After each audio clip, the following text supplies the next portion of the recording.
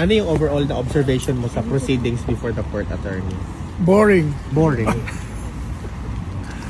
Boring kasi yung prosecution, inuulit niya lang yung mga narrative nila na based on hearsay, based on allegations unproven, based on many things na sa tingin ko imagination lang nila, imagination lang nila yun.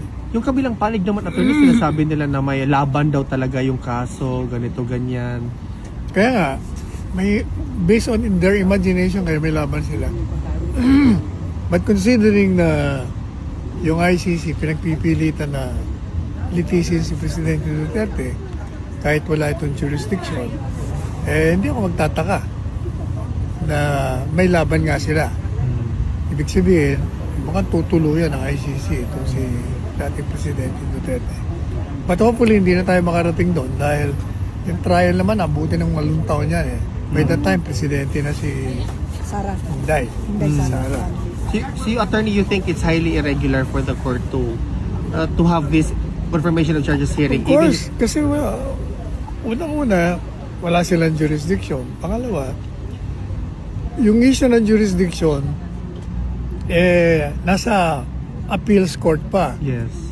Wala pa, it has not been resolved with finality. So, bakit kayo nagbibista na?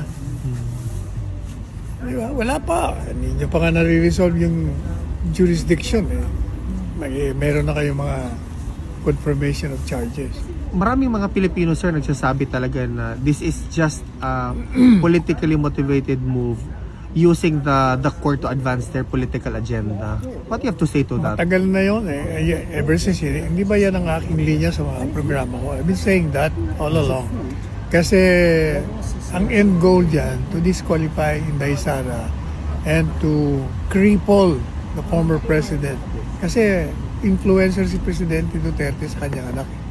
Malaki ang following niya hanggang ngayon. Kaya kailangan talagang i-obliterate ng mga Duterte.